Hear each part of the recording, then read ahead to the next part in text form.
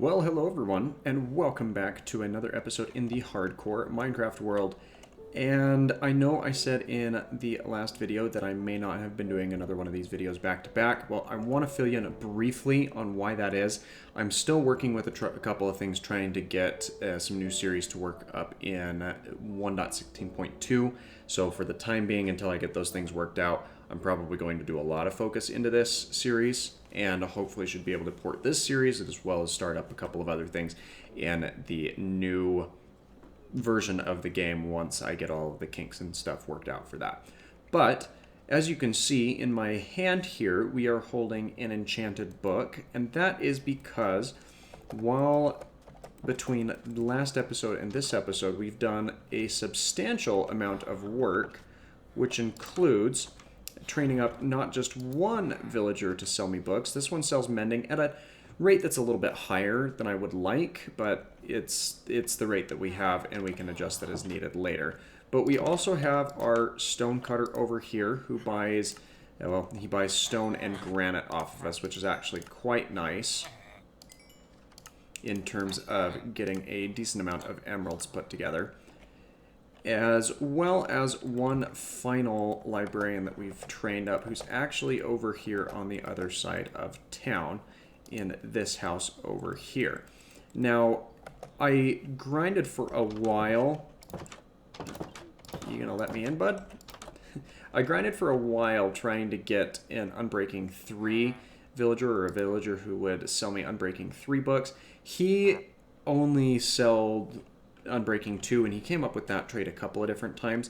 So what I ended up doing was setting his Unbreaking 2 at the cost of 10 emeralds per book, and then I can just combine two of the Unbreaking 2 books together at an anvil in order to get Unbreaking 3, which actually is probably a decent or a better price than what I could get if I were to make or just get the Unbreaking 3 books out of an outright trade.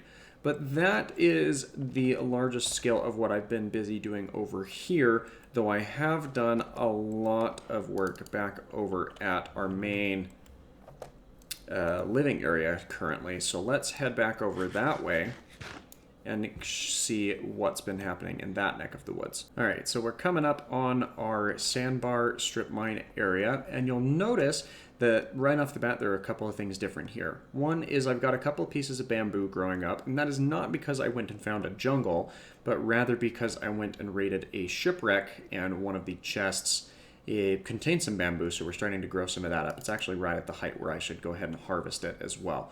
We've got a little bit of wheat growing here, and most of the other farming I'm actually doing over that way just because there's stuff already present for that. So let's go ahead and knock these guys down. Collect the bamboo that drops off of that. Bamboo grows very quickly, and you actually get a decent amount out of it per harvest. I mean, just from those 3 strands alone, we've now got 43, and we can even go ahead and start growing some more, which we'll go ahead and do over here, just where we have it. And that should be a pretty substantial amount of bamboo that we can now start growing and harvesting here. And bamboo grows very, very fast, even faster than sugarcane and other things. You'll see that another change that we've made over here is we've started putting out the framework for the pier that I mentioned I was going to build, and that is actually what we're going to be doing in just a minute here, and I will do that in a time-lapse format so you can watch that as it comes together.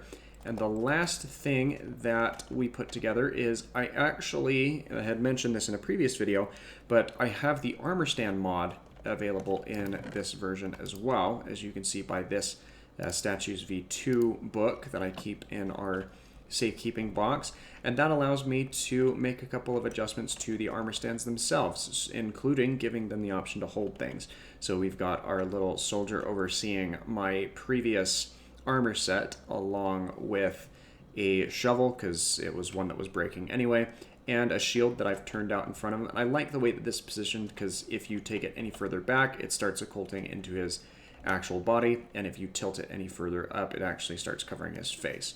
But it's getting to be dark here, so what we're going to go ahead and do is we're going to sleep the night away, and then when we come back, or the next thing that you'll be seeing is me ignoring those pillagers there in the background and focusing on building out this pier and our little shack that we will build up on top of it. So let's go ahead and roll that time lapse.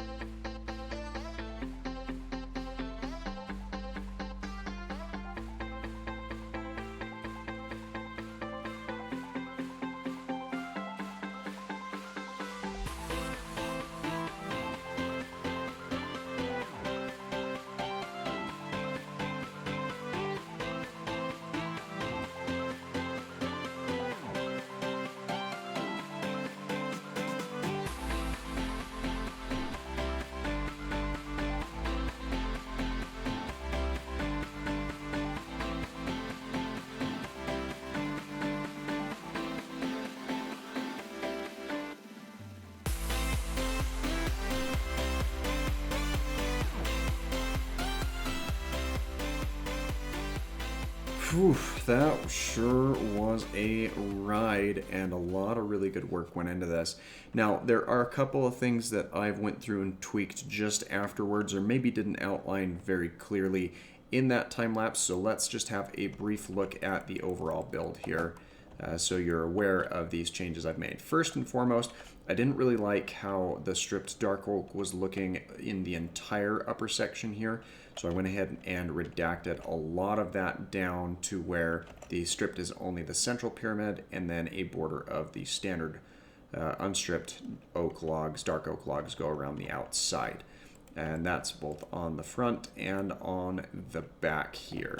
Now, I didn't take a moment to outline this, but I did change the fact that there was a window over there, but I've removed it because I'm going to start treating this wall as more of a concrete storage area. There's going to be chests that line this entire wall, and we'll be migrating all of the chest and contents from there into here to make sure that they're done.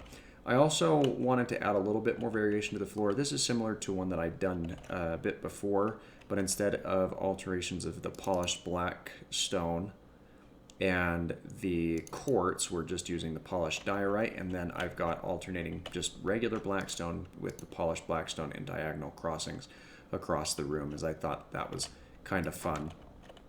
Their other thing that I didn't outline specifically in the time lapse is because I'm opting for some more realism here on the underside of our little pier. I did go ahead and fill in some half slabs on the underside of the floor, so you can't see that that's there from the underside. Not that anyone should be on the underside, but it just kind of adds to the realism in my opinion.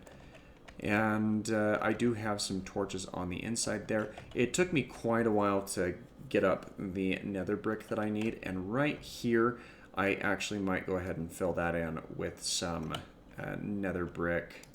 I mean, I've got some of the slabs here, so I may as well go ahead and fill that in while I'm thinking about it.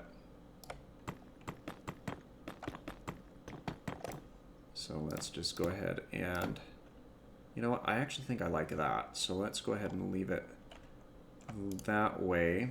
Bring in our pickaxe so we can bring ourselves back down, and then make the same adjustment to the back side here. That'll just make it feel like it fills out a little more nicely.